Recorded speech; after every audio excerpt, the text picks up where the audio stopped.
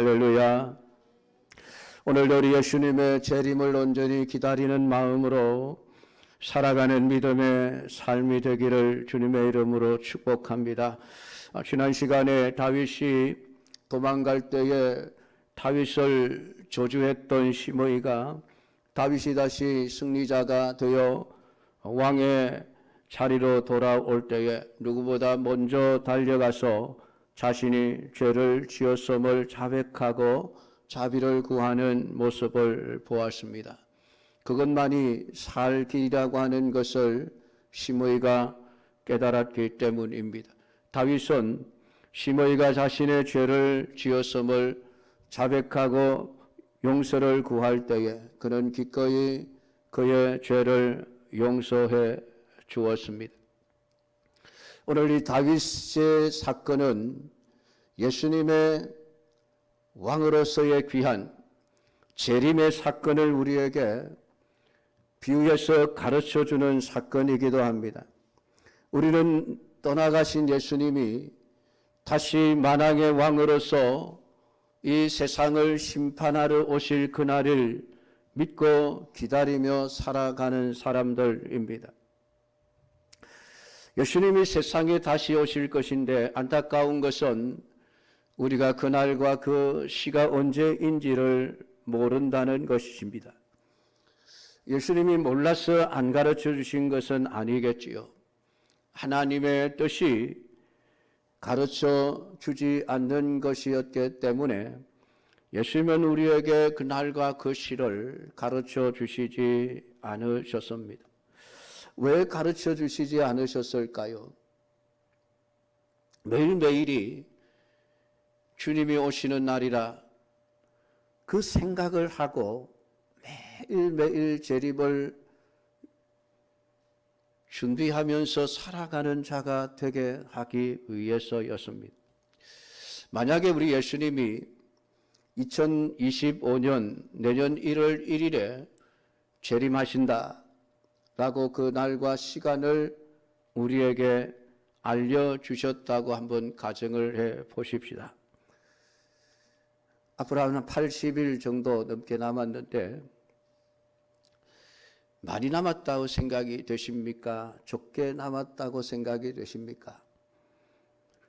어떻게 생각하느냐에 따라 우리 신앙생활의 판도가 달라지게 될 것입니다. 많이 남았다. 아이고 예수님 오실 날 아직 한참 남았네.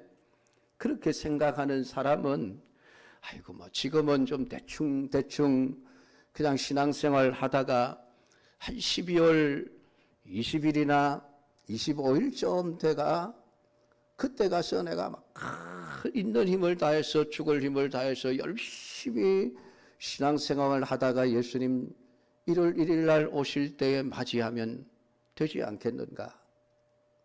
그렇게 생각을 할 거예요.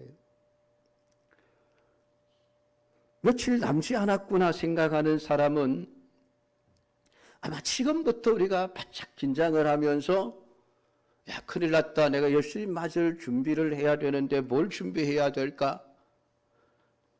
내가 지금까지 신앙생활을 제대로 해오지 못했던 것을 회개하고 내가 어떻게 하면 예수님 오시는 그날까지 올바른 믿음의 생활을 할 수 있을 것인가? 아마 거기에 집중해서 남은 시간들을 살아갈 것입니다.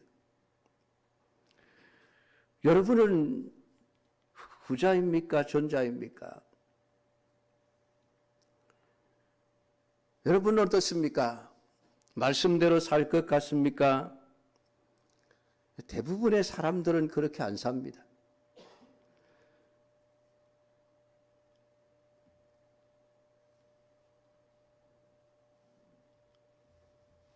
(2024년 12월 30일까지) 내 마음대로 살다가 31일 날 천국 가겠다고 그때 가서 회개하고 부랴부랴 예수님의 재림을 맞을 준비를 할 것입니다.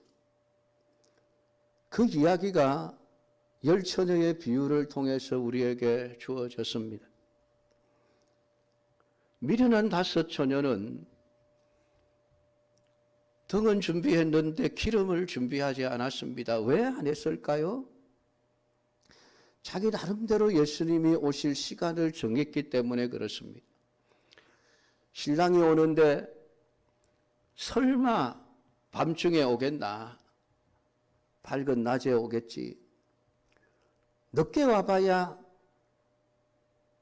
해가 막 지고 난 어슴푸레한 어두워지기 시작하는 아마 그 정도가 되면 오실 것이고, 더 늦으면 아마 그날 밤에는 오시지 않고 다음 날 오실 거야. 그렇게 생각 안 했겠습니까? 물론 성경은 말하지 않습니다만은 여분의 기름을 준비하지 않았다는 것은 설마 깊은 밤중에 예수님이 오겠나, 안 올 거야 라고 자기 나름대로 판단을 하고 거기에 맞추어서 준비를 했다는 얘기죠. 슬기로운 다섯 처녀는 낮에 오든 밤에 오든 언제 오시든지 그 신랑을 맞이할 수 있는 준비를 내가 해야 되는데 뭘 준비해야 될까? 혹시나 낮에 오시면 다행이지만은 그래도 길이 늦어져서 캄캄한 한밤중에라도 오시게 되면 그 신랑을 맞이할 등불에 필요한 기름이 준비되어져 있어야 되지 않겠느냐. 그렇게 생각을 하고 언제 오실지 모르지만은 언제 오시든지 예수님을 맞이할 수 있는 준비를 다 해놓은 거예요. 이게 우리 그리스도인들의 삶의 모습이어야 합니다. 하루하루, 한 시간 한 시간이 다시 오실 예수님, 우리는 한 시간 후에 오실 거야 라는 생각을 가지고 지금 내게 주어진 이 한 시간을 최선을 다해서 온전한 믿음으로 살아내어야 한다는 것을 성경은 우리에게 말씀하고 있습니다. 그렇게 살라고 우리에게 날과 시간과 때를 가르쳐 주시지 않은 것입니다.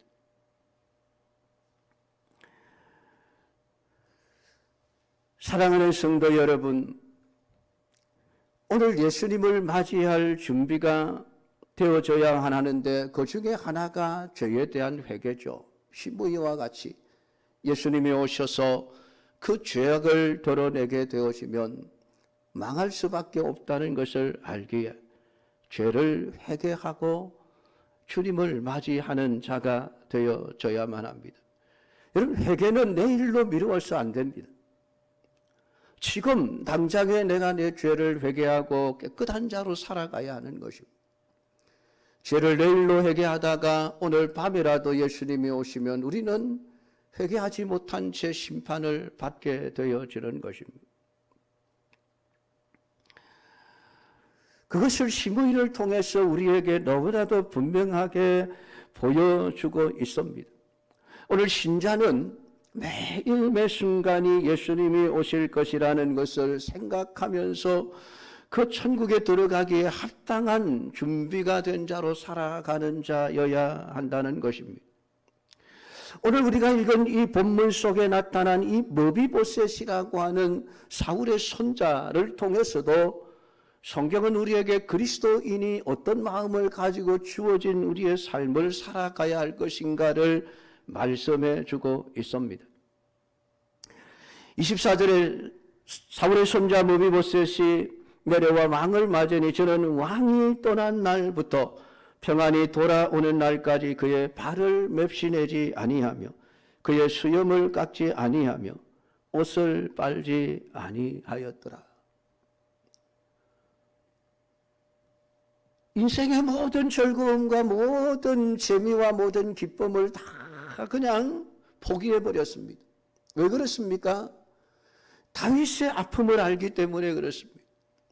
다윗이 지금 왕궁을 떠나서 떠돌아다니는 그러한 삶이 얼마나 힘든지를 알기에 그는 왕이 돌아오는 날까지 자신을 가꾸지 않았다. 수염을 깎지 않고 지냈으니 여러분 그 모습이 얼마나 보기 싫고 덥수룩했겠습니까? 옷을 빨지 않았다 그랬으니 그 옷에서 얼마나 냄새가 나겠습니까? 사람들이 그런 머비보셋을 보고 뭐라고 이야기를 했겠습니까? 근데 모비보셋이 그렇게 한 이유는 딱 한 가지. 다윗 왕을 생각했기 때문에 그렇습니다. 이러한 마음이 예수님의 재림을 기다리는 우리의 마음이어야만 합니다. 예수님이 다시 오시는 그날까지 우리는 우리 자신의 즐거움과 우리 자신의 기쁨과 우리 자신을 아름답게 꾸미는데 우리의 모든 정신을 쏟아부을 것이 아니라 재림하실 예수님을 생각하면서 그분을 맞이하고자 하는, 그분이 속히 오시기를 원하는 마음을 가지고 하루하루를 살아가야 한다는 것입니다. 이 모비보셋은 다윗이 궁을 떠나 피난 갈 때에 다윗과 함께 하지 않았습니다. 사실 모비보셋은 사울의 손자였습니다. 사울의 집이 망할 때에 함께 망했어야 할 존재가 모비보셋입니다. 그런데 다윗은 그 사울의 손자 모비보셋을 살려주었고 그를 왕자와 같이 대우해 주었습니다. 왕의 가족들이 먹는 상에서 함께 음식을 먹게 하는 그런 영광을 누리게 하신 것입니다.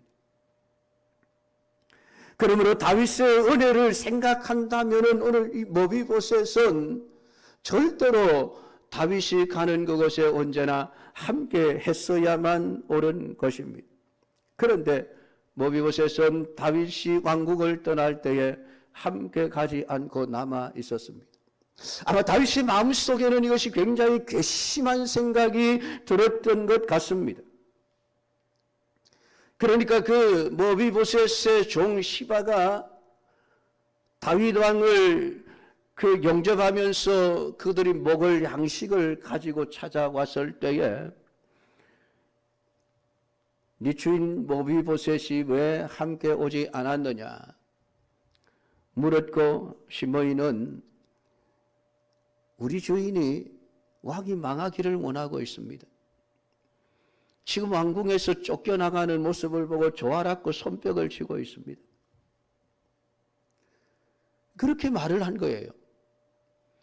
그때의 다윗은 그 시므이의 말을 믿어버렸습니다. 모비보셋이 함께 오지 않는다는 이유 때문에 왜 함께 오지 않았는지 그 이유를 하나하나 따져보고 찾아볼 생각을 할 여유가 없었습니다.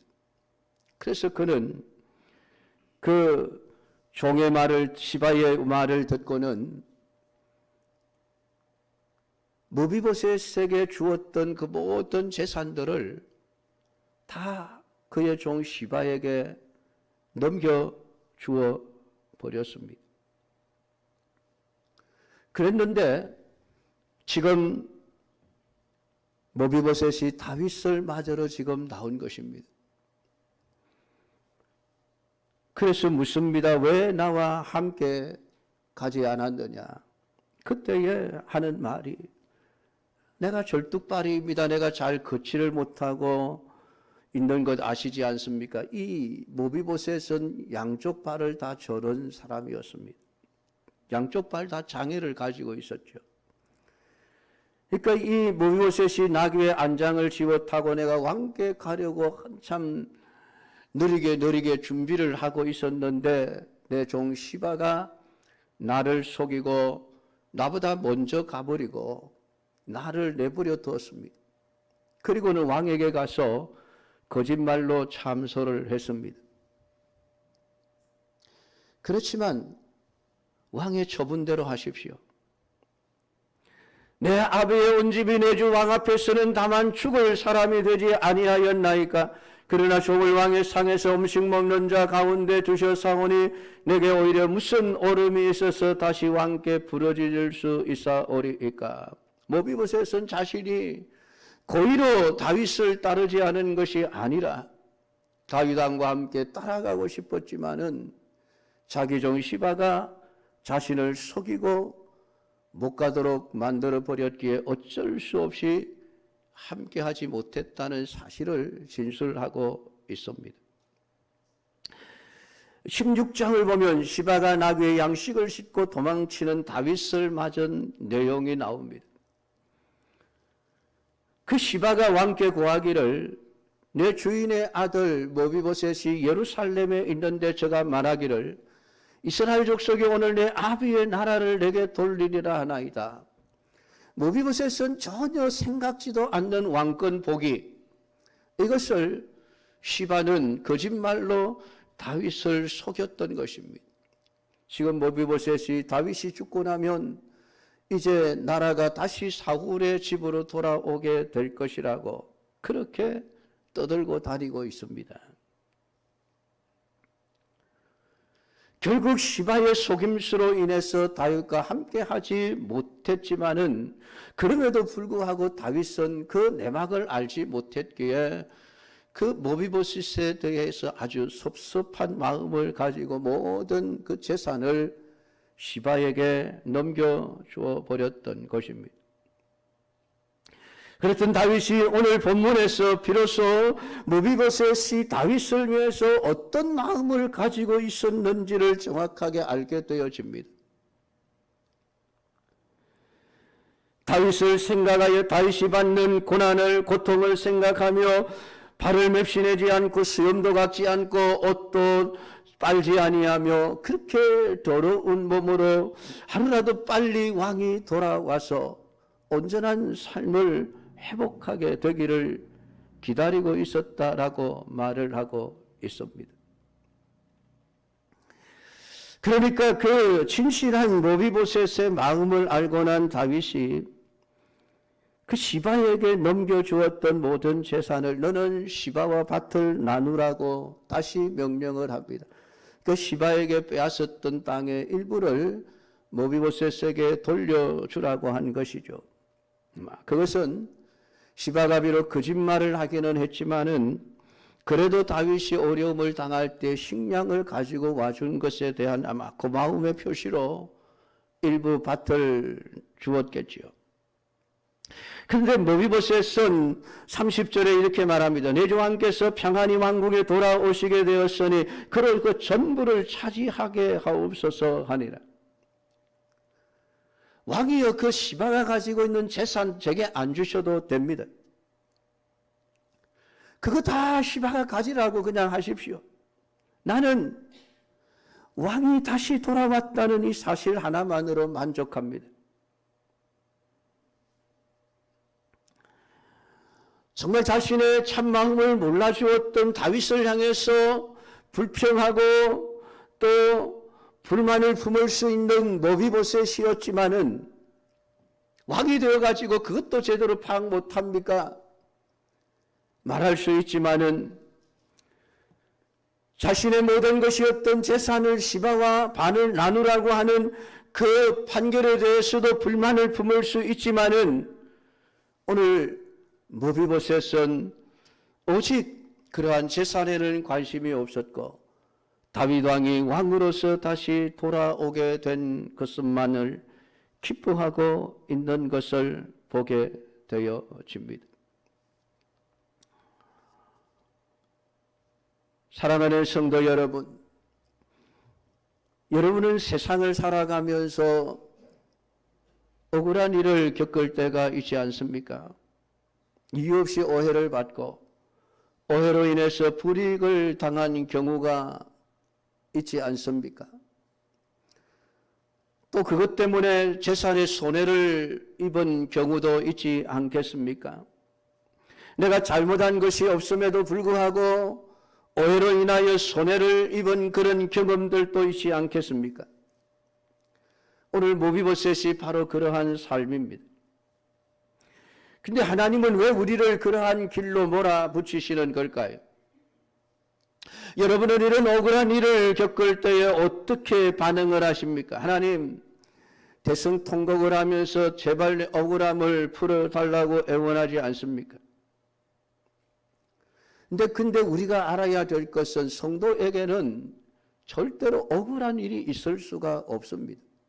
왜냐하면 하나님이 하시는 모든 일들은 선한 일이기 때문에 그렇습니다. 우리의 생각에 억울할 것이지 하나님의 생각에는 우리가 억울해야 될 이유가 하나도 없는 것입니다. 하나님은 모든 것이 합력하여 선을 이루시는 분이시기 때문에 그렇습니다.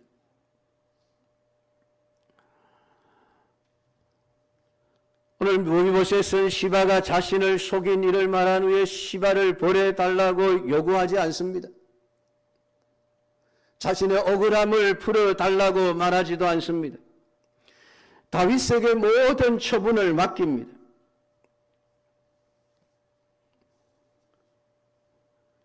내 주 왕께서는 하나님의 사자와 같으시니 왕의 처분대로 하옵소서. 절대적인 왕의 주권을 지금 인정하고 있는 무비보셋의 마음을 우리는 보게 되어집니다. 27절, 28절을 보면 무비보셋은 자기 아비의 온 집이 다윗 앞에서 죽을 사람이었음을 말하고 있습니다. 자신은 이미 죽었어야 할 존재입니다. 그런데 그러한 존재가 다윗 왕의 자비와 긍휼과 은혜로 다윗의 자녀처럼 대접을 받으면서 살아왔는데 내가 무슨 왕에게 불평을 말할 수 있겠습니까? 이게 여러분 하나님을 대하는 우리의 마음이어야 합니다. 세상에 다시 오실 예수님의 재림을 기다리고 그분을 맞이할 때 우리가 고백해야 될 내용입니다.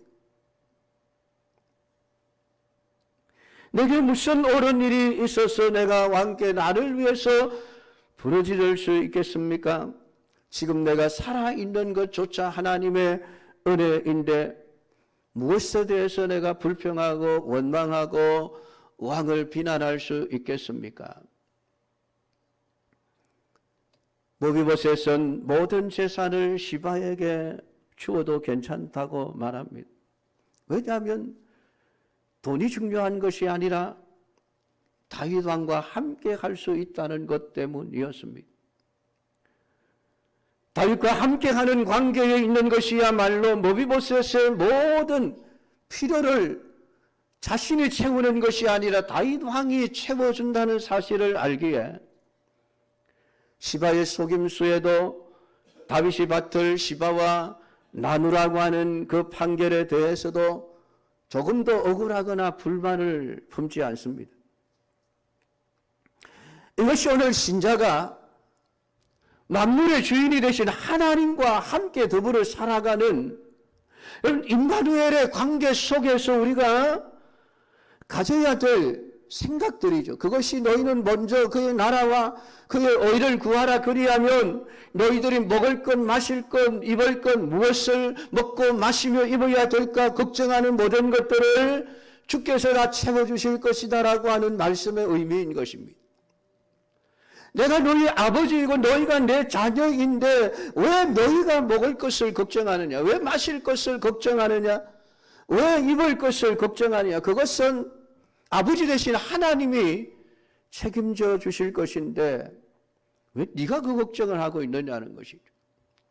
네가 걱정해야 될 것은 하나님의 나라와 하나님의 의가 이 땅에 세워지는 것을 기대하고 그것을 위해서 살아가야 한다라고 그렇게 우리에게 말씀하고 있는 것입니다.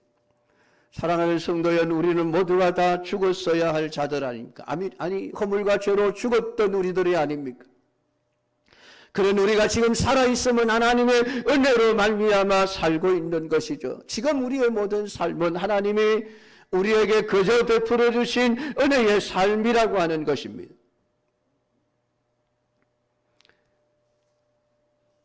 사실 우리 예수님은 세상에 오셔야 될 이유가 없는 분이셨습니다. 그런 분이 세상에 오셨습니다. 왜요? 우리의 죄 때문입니다.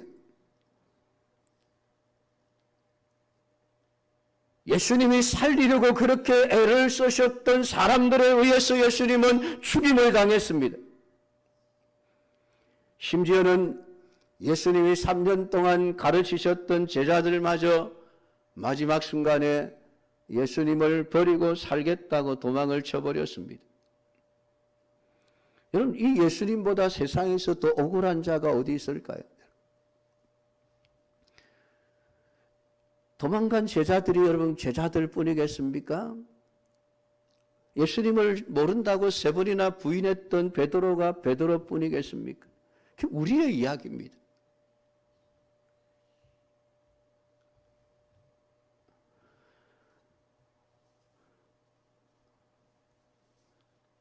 그러니까 세상에서 가장 억울한 분은 진짜 예수님인 거예요. 예수님. 안 그렇습니까, 여러분? 예수님이 제일 억울한 것 아니겠어요? 왜 죽어야 하는데요? 왜 욕을 먹어야 합니까? 왜 손에 못이 박혀야 하고, 왜 발에 못이 박혀야 하고, 왜 머리에 가시관을 쓰고, 왜 허리가 창에 찔려야만 합니까? 예수님 뭘 잘못했다고? 사실 억울함을 호소하면 우리는 예수님 앞에서 할 말이 없는 사람들이에요. 다 우리 때문에 억울함을 당했는데. 그렇지 않습니까?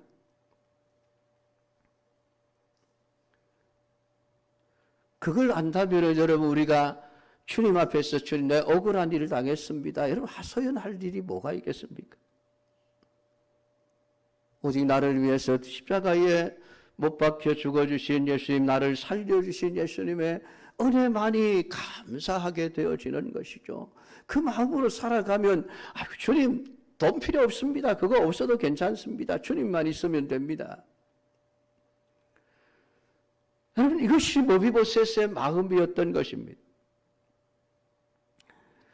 오늘 여러분의 심령 속에 하나님의 은혜가 충만하게 되어지면은 여러분의 눈에 재물은 보이지 않게 될 것입니다. 육신의 편안함도 중요한 것이 아닙니다. 내가 사람들 앞에서 아주 멋진 모습으로 살아가는 것, 그런 거 별로 대수롭지 않습니다. 발을 맵시내지 아니하며 수염도 깎지 않고 옷을 빨지 아니하여 어떻게 보면 여러분 거지와 같은 그런 삶이 아니겠습니까? 더럽고 냄새나는. 그걸 개의치 않습니다. 모비보셋은. 예수님이 빨리 돌아오실 것을 기다리기 때문에 그렇습니다. 그 한 마음을 가지고 살아가는 다윗을 향한 모비보셋의 마음은 예수님의 재림을 기다리고 살아가는 우리의 마음이어야 함을 오늘 우리에게 성경은 가르쳐주고 있습니다. 여러분 정말 예수님이 다시 재림하실 것을 믿으십니까? 예수님이 세상을 심판하실 만왕의 왕으로서 다시 오실 것을 믿으십니까? 예수님은 다시 십자가에 죽으러 오시는 것이 아닙니다. 사람들에게 버림받고 미움받고 멸시받으려고 다시 오시는 것이 아닙니다. 세상을 심판하실 만왕의 왕으로서 오실 것인데 그 주님을 여러분들이 진짜 기다리고 사모하고 있습니까? 그렇다면 한다면 오늘 하루하루를 우리에게 주어진 하루하루를 어떻게 살아야 될 것 같습니까? 예수님이 오시든지 말든지 할 수 있으면 좀 늦게 오셨으면 좋겠습니다. 세상 재미 좀 잘 누리고 나면 그때 가서 주님 오십시오. 그렇게 사실 것입니까? 오늘 모비보셋과 같이 왕이 떠나는 날부터 평안이 돌아오는 날까지 예수님이 하늘나라에 가신 이후부터 다시 재림하시는 그날까지 우리의 마음속에 오직 예수님밖에 없어야 합니다. 오늘 그렇게 살아가시는 우리 모든 믿음의 사람들이 다 되기를 주님의 이름으로 축복합니다. 기도하겠습니다. 하나님 아버지의 은혜를 감사드립니다. 오늘도 다윗과 모비보셋을 통해서 오늘 예수님의 재림을 기다리는 우리의 마음이 우리의 삶이 어떠해야 할 것인지를 보여주신 아버지 하나님. 주님이 언제 오실지 모르는데 우리는 너무 느긋합니다. 우리는 너무 마음 편하게 가지고 있습니다. 마치 주님이 우리 시대에는 오지 않을 것처럼 앞으로 100년 후나 200년 후나 1000년 후에나 되어야 오실 것처럼 우리는 너무 마음 느긋하게 살아가고 있습니다. 아버지 하나님, 그러다가 오늘 밤 당장이라도 예수님이 오시면은 우리가 어떻게 할 수 있겠습니까? 주님, 언제 오실지 모르는 주님을 당장이라도 오실 수 있다는 생각을 하고 주님을 기다리며 사모하며 주님만을 전부로 알고 믿음의 삶을 살아가는 우리 성도들이 되게 하옵소서. 예수님의 이름으로 기도드리옵나이다. 아멘.